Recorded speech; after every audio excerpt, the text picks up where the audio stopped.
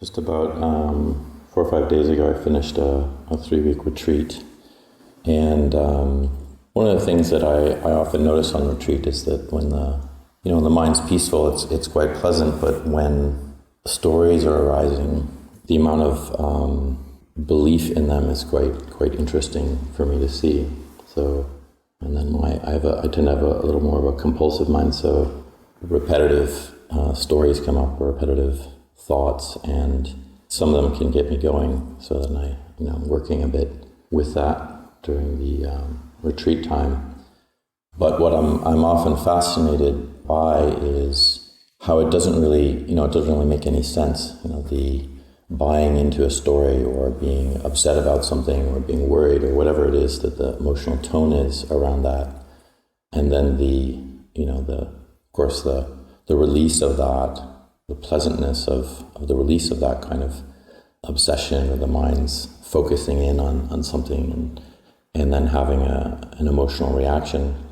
But what I'm quite fascinated by is how quickly some of those stories can take on such importance, and then something shifts either during the retreat or especially after, and they mean nothing.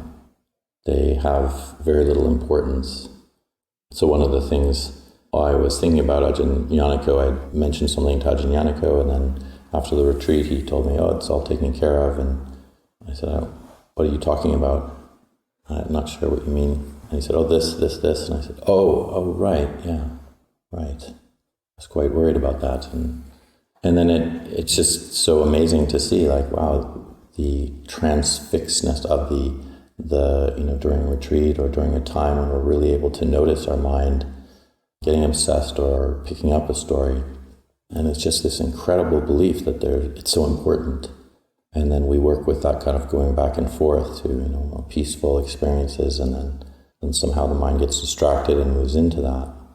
And when I'm trying to examine that, I find that the difficulty is often convincing myself, you might not even care about this in another week or even tomorrow. It'll be a different story. It'll be something else. But the intention of the mind is to cling, is to hold on to something like that.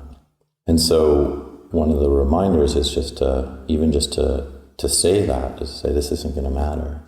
It's not going to, surely it's not going to matter in 10, 20, 30 years when I'm, or 5 years, 1 year, when I've passed on. It's not going to have any importance whatsoever.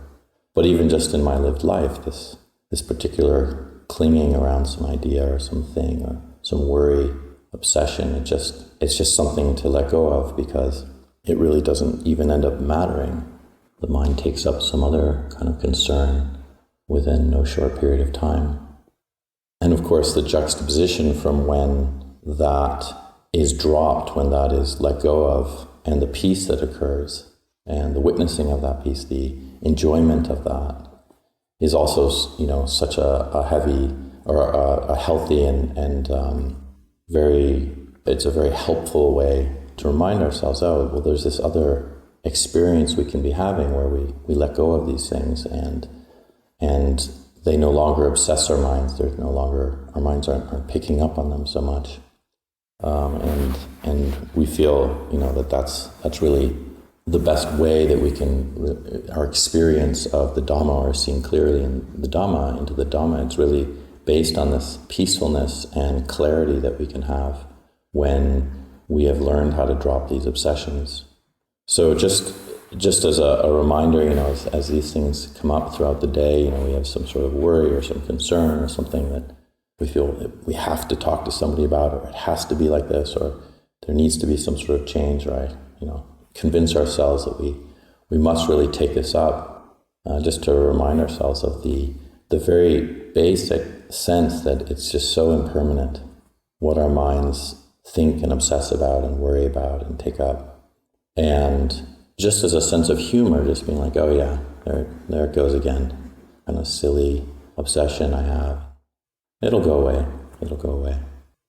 And then we just learn to just not take it so seriously, and to let go of our focus on ourselves, our focus on our thoughts, our sense of reality of what we think is essentially permanent in our experience. I'll just leave those thoughts for this one.